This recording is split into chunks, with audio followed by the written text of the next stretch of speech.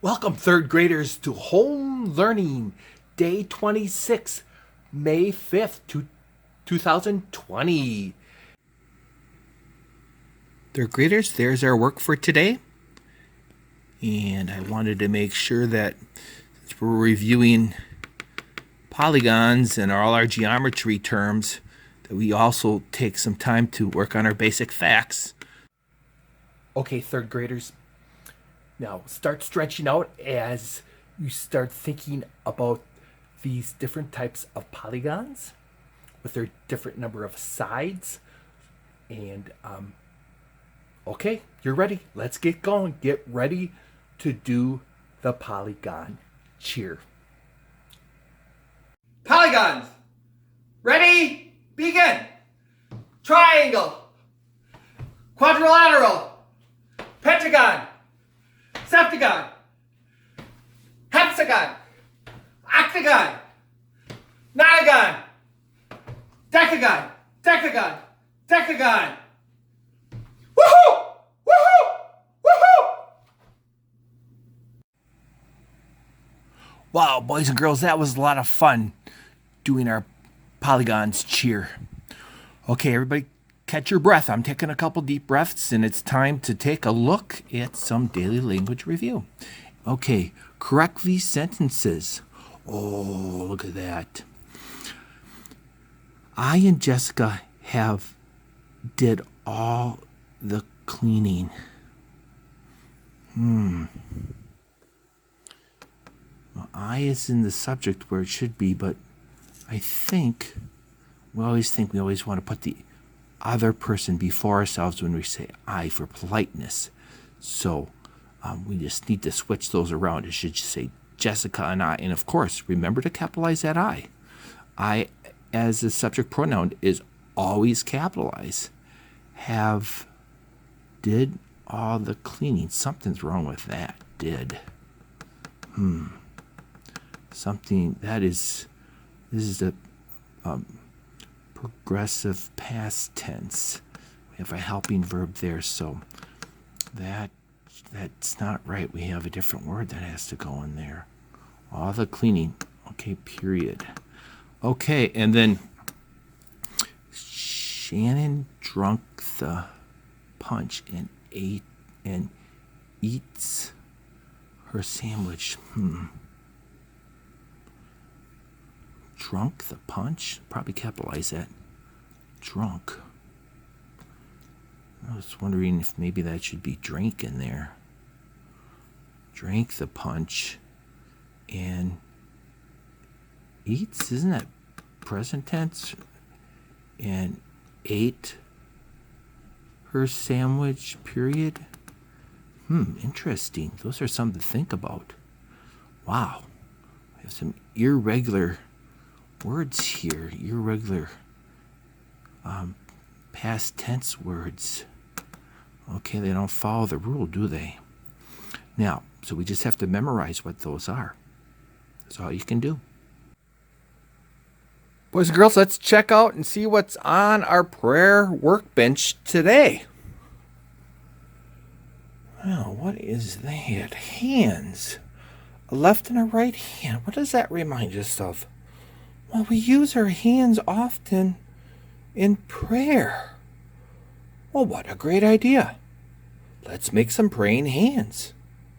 So what are the prayers? What are the main types of prayers?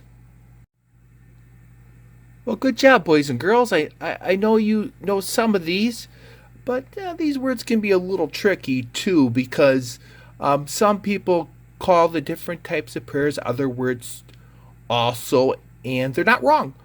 These are the words we're going to use today.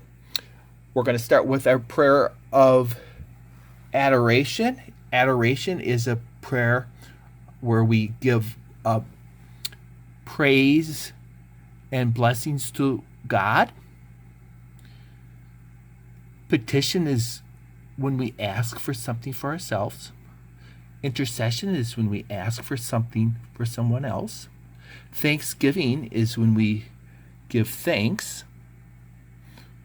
And then contrition is a prayer where we ask for forgiveness. So, let's take a moment to think about these prayers and think about how we can give praise and adoration to God. What are some things we need to ask for ourselves? Not just like I want a new toy, but bigger things like wisdom and strength to do what's right. Intercession. Is there someone you need to pray for? Does somebody around you need some strength or wisdom? And how about thanksgiving? What things have you been blessed with from God? What gifts have you been given? And then contrition. We all are weak and we do sin. So what are some things that you need to ask forgiveness? Boys and girls, what you should do now is grab a piece of paper and a pencil and write out a prayer for each type of prayer. Here are some examples. Adoration. God, you are awesome. Petition. God, please help me have strength to complete my math assignment. Intercession. God, please help my dad teach me about you. Thanksgiving. God, thank you for my wonderful mom. Contrition. God, please forgive me for eating my brother's bratwurst. Now, as always, I wrote these in pen so you can see them better. I would suggest that you write them in pencil so that you can erase the mistakes and fix the spelling. Okay, great, boys and girls. I'm sure you had your mom or dad or your older sister or brother double check these sentences and your spelling. So what we're going to do is take those words, those types of prayers, and we're going to put them on the left hand. See the left hand there? And how I wrote out adoration, petition, intercession, thanksgiving, and contrition. See that, boys and girls? So your left hand is down like that. And then your thumbs are connected here. You have your right hand is open for you to write the corresponding prayer across from the type of prayer.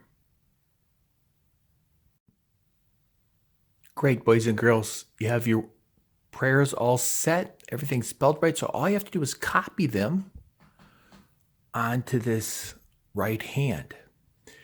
And your prayer of contrition is actually opposite the name contrition on the opposite thumb on the right hand. So that's why we put those together. Same thing with your thanksgiving, your intercession, your petition, and then your adoration prayer. So go ahead. You don't have to write them in cursive like I did because that might be kind of tough for some of you, but if you can, do it. I would do it in pencil if I was you, so you can erase it easy, and then afterwards you could maybe trace it over with a sharp pencil or whatever your parents have.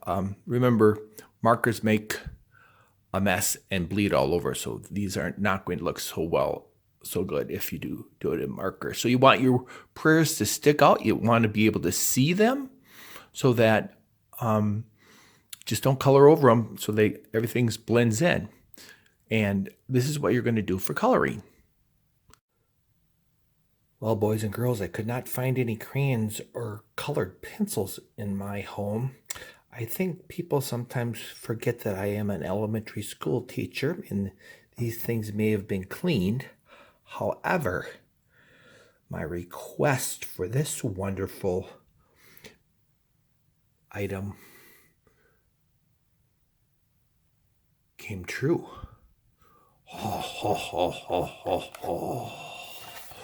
Look at that. There's a lot of fun in there. Sidewalk chalk. I'll see what I can do with that. All right, not too bad with the sidewalk chalk. You guys probably have crayons or colored pencils or something, but that didn't turn out too bad. So now what I'm going to do is I'm going to be very carefully cutting around the edges, and hopefully everything will match up.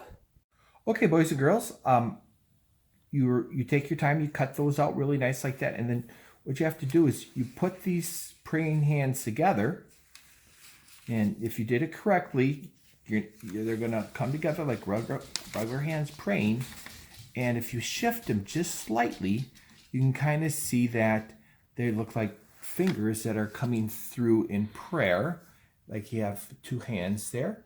So shift them just a little bit. It doesn't have to be perfect.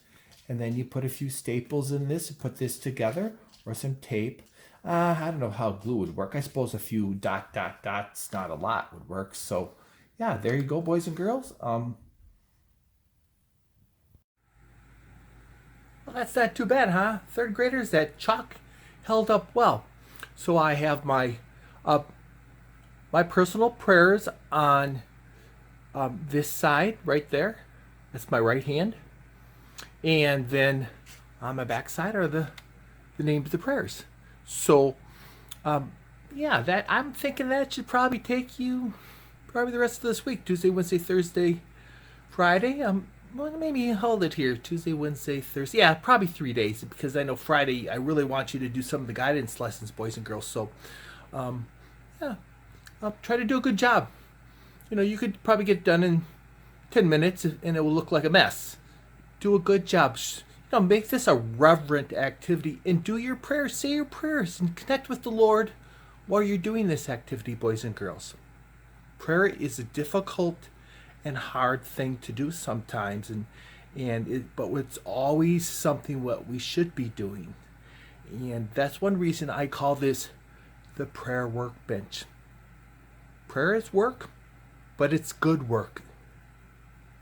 So let's enjoy this and bring these to our Zoom meeting, and we'll share them. We'll see what you guys look like, or if you want your mom and dad to take a picture of it, send it to me, or that'd be awesome too. So either way, and let's hang on to these. I don't know, maybe you can put them on your refrigerator.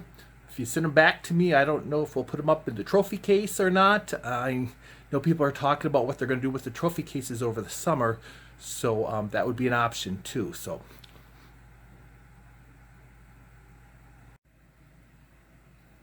well, boys and girls, I was hoping that we would talk about these today, but we were so busy with all kinds of other great discussions during our video conference, we never got to them. So here we go. Just a quick review of some things that you should be focusing on, or at least thinking about as you read this wonderful story of Seeds Behind Trees.